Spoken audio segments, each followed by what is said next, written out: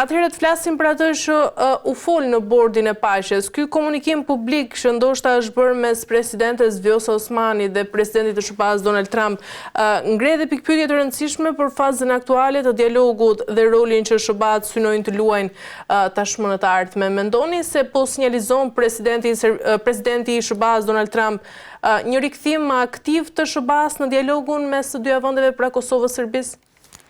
Ne kam analizuar që nga ardhja në pushtet të presidentit Trump se nuk ishte në fitore vetëm e qytetarëve amerikanë, po të gjithë popujve që synojnë të ndërtojnë demokraci dhe që duan paqen. Unë mendoj se mesazhi doktrinor që është dhënë tashmë, paqe të garantuar përmes forcës dhe stabilitet politik të garantuar me zhvillim ekonomik, janë koncepte doktrinore që zoti Trump veç ka filluar të implementojë në mbar votën dhe kryesisht në vatrat e krizave. Përfshirja e Shqipërisë dhe Kosovës në nënshkrimin e aktit themeltar të bordit të paqes është një mesazh i qartë se këto dy vende janë rroshtuar tani në vendet e botës që pretendojnë stabilitetin global, paqen globale dhe atë ta garantojnë përmes komponentes që quhet forward, që sot është një doktrinë e presidentit amerikan. Dhe unë mendoj se kjo siguri globale mund të garantohet në 3 dimensionet. E që janë një forcë besueshme ushtarake, që është synimi i presidentit Trump dhe me reformat që veç po i bën në kuadër të forcës dhe angazhimin e të drejtë për drejtë të aleatëve, por edhe përfshirjen e regioneve, vendeve të caktuara ku pretendon se mbrohen interesa strategjike të SBA-ve në kuadër të ligjit të mbrojtjes, siç e patëm para pak ditësh, edhe përfshirjen e Kosovës. Tani për Shqipërinë po e llogarit gjithmonë si pjesë të strukturës ndërkombëtare të sigurisë, se është vend antar i NATO-s dhe në aleancë permanente me Shtetet Bashkuara të Amerikës. Dimensioni i dytë që unë e shoh konsolidimin e kësaj doktrine, implementimin e këtyre doktrinave Trump, është edhe një kohezion politik që duhet me pas, domethënë i cili tash po ndërtohet veç me këtë bord paqes dhe me shumë raporte të tjera, edhe të karakterit ekonomik, po dhe gjeostrategjik të sigurisë që ka ndërtuar SBA-ja me aleatë të ndryshëm, dhe një zhvillim ekonomik që i cili garanton stabilitet. Kjo është pjesë e konceptit doktrinor të presidentit Trump.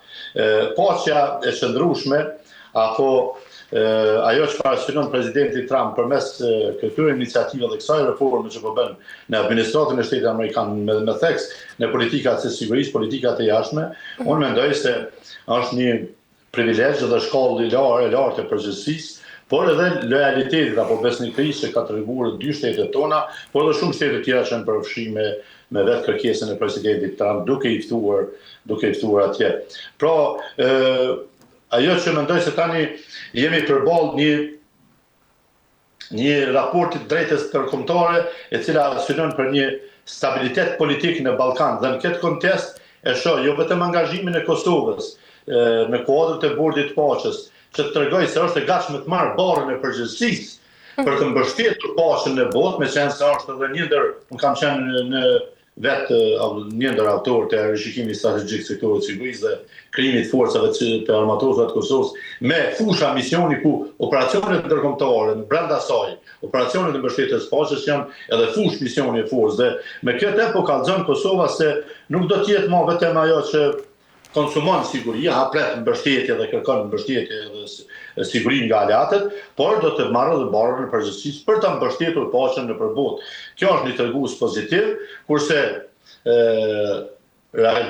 fjala e kryeministit të Shqipërisë, zoti Rama, kishte një konotacion më të fuqishëm, ai vuri në theksin tek zhvillimet të cilat çojnë në një destabilitet në Ballkan dhe një mbajtje në gjendje shumë të brishtë të sigurisë në Ballkan. Këtë e kërkojnë nga drejtësia ndërkombëtare, pra cila me procesin që po mbahet në Hagë dhe gjykimin e liderit kryesor apo liderëve kryesor të luftës, por edhe të paqes, siç janë presidenti që ka qenë nga detyra zyrtare dhe ish kryetari i parlamentit, unë mendoj se kjo i ka bërë qartë se cila është rruga për të pasur një stabilitet politik në Ballkan, pra një stabilitet qëndrueshëm.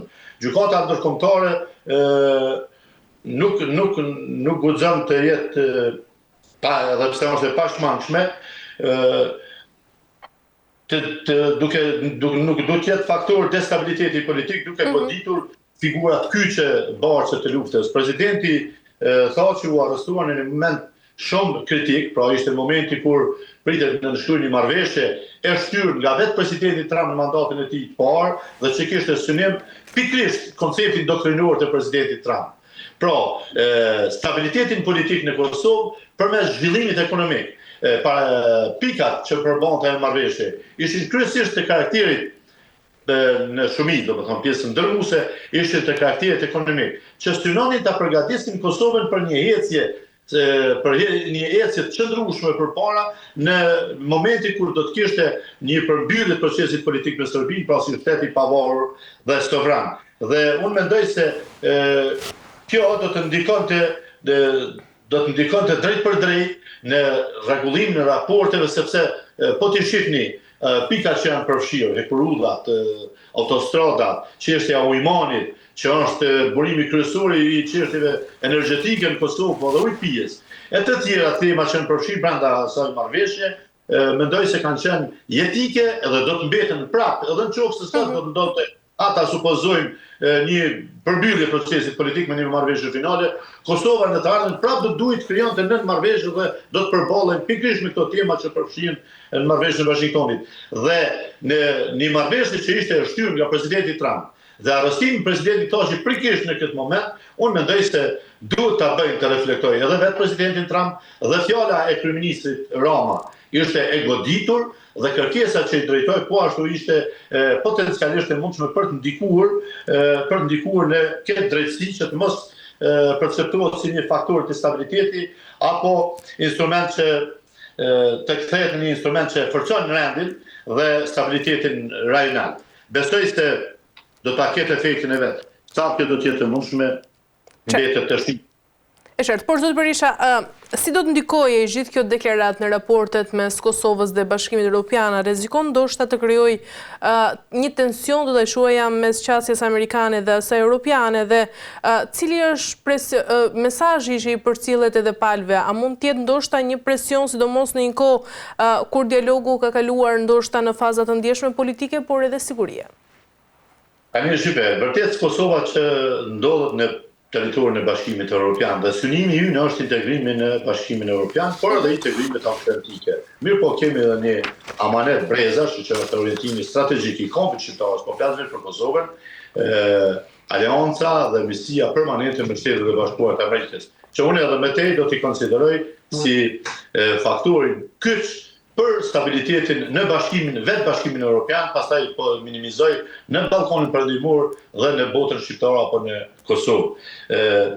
Deri në vitin 2022, Bashkimi Evropian ka pas një lloj ambicie me të cilën është munduar ta minimizoj impaktin amerikan në territorin e Bashkimit Evropian.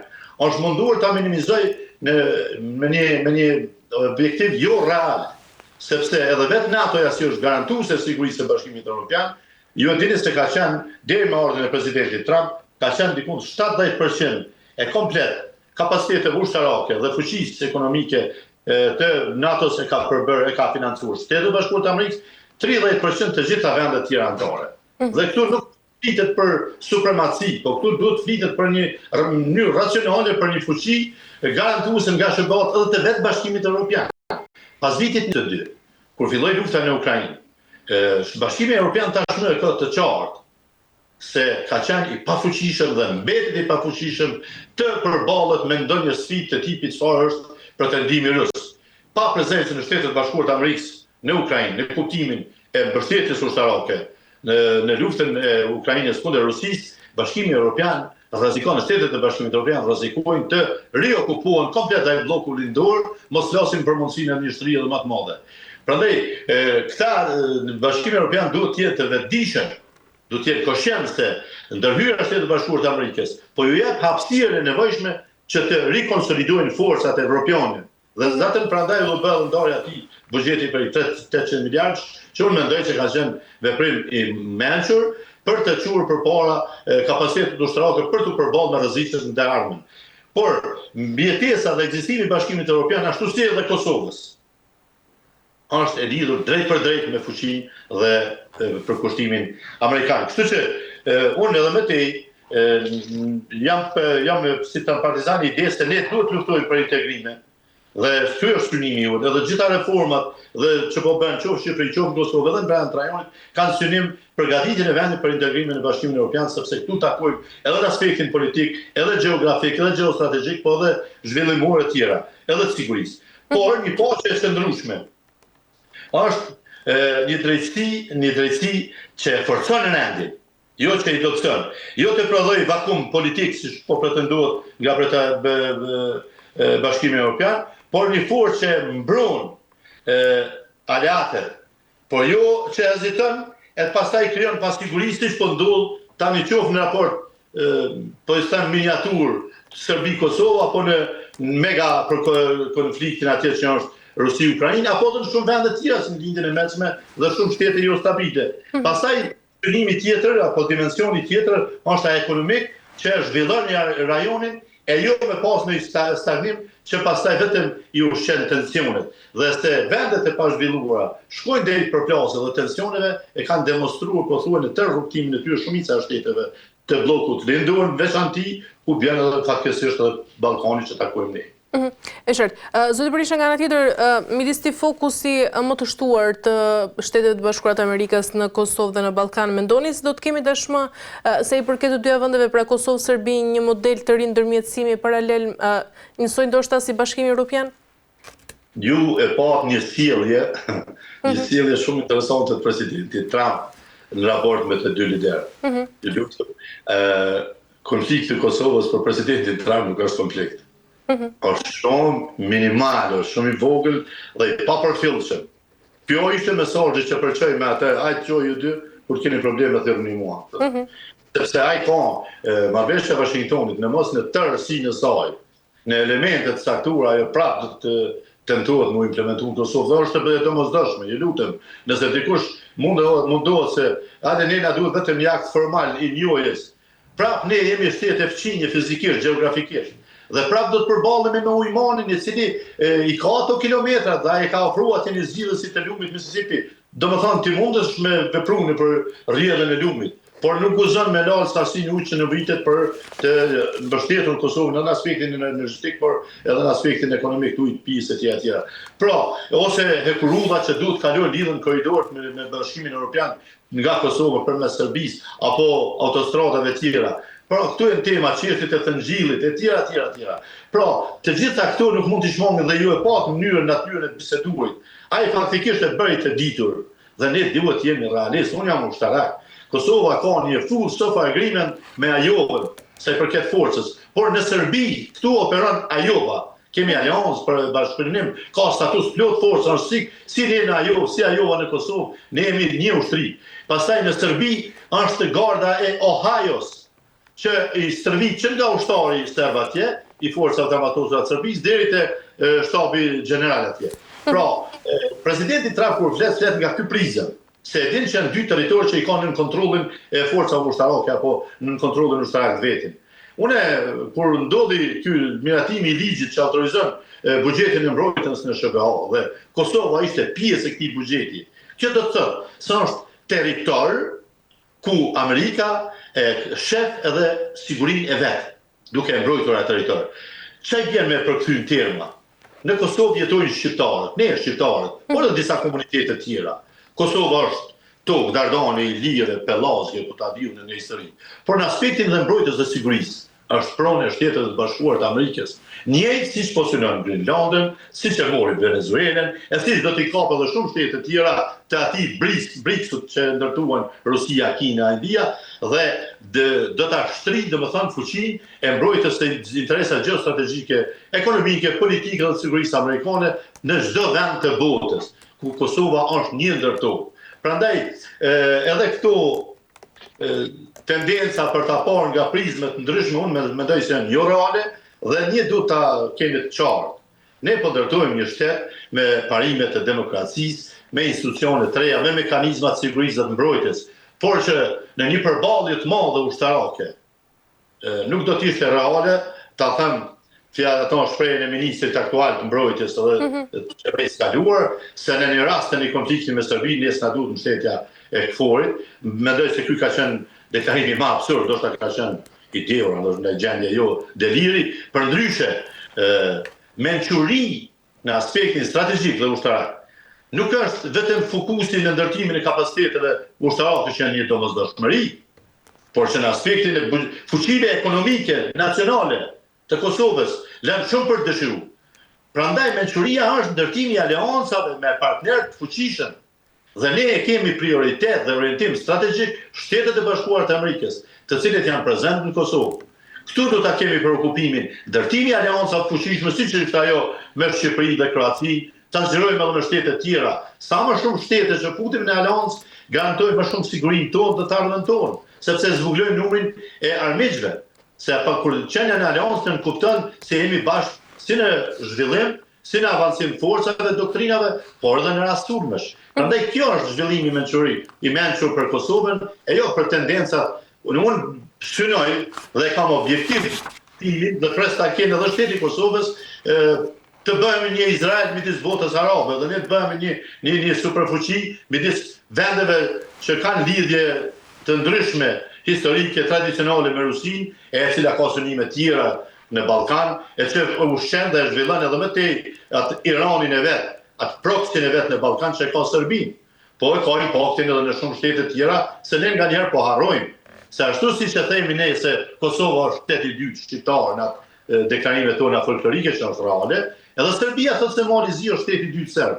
Edhe po synon edhe Maqedoninë ta dezorganizoj dhe ta ketë fuqinë e vet, krahas Bullgarisë, Greqisë, edhe Shqipëria që duhet ta synoj për shkak të çështjeve historike që lidhen me atë shtet. Prandaj kjo është tendenca të krijojmë sa më shumë aleanca, edhe me këto shtete që dikush i synon si dëvetat, të kemi aleanca edhe me Malinizi, edhe me Maqedoninë, edhe nesër me Bosnën, edhe ta krijojmë një blok mbrojtës në raport me Serbinë, qoftë se shërben edhe me tutje si satelit proxy i Rusisë, sepse këtu Shtetet e Bashkuara të Amerikës do të arrijnë impaktin e tyre përkundër lojrave diplomatike dhe politike që edhe më tej i bojnë Franca dhe Gjermania kryesisht për shkak të presionit rus.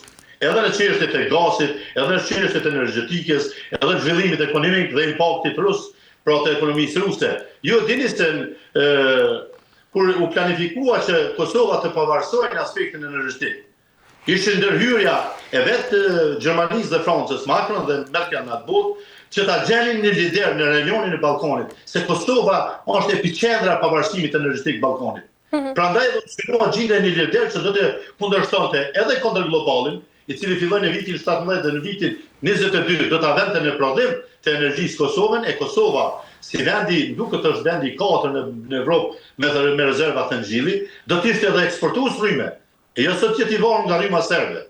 Pastaj, projekti i gazit i cili erdhi pas njohjes së pavarësisë nga Izraeli, ishte po ashtu një projekt që sillte rafinerinë në Greqi, por si rezultat i kësaj do të ishte njohja e Greqisë dhe Çipros greke. Dhe do ta zbritë nga numri i Bashkimit Evropian, i shteteve mosnjohës të Bashkimit Evropian në 3.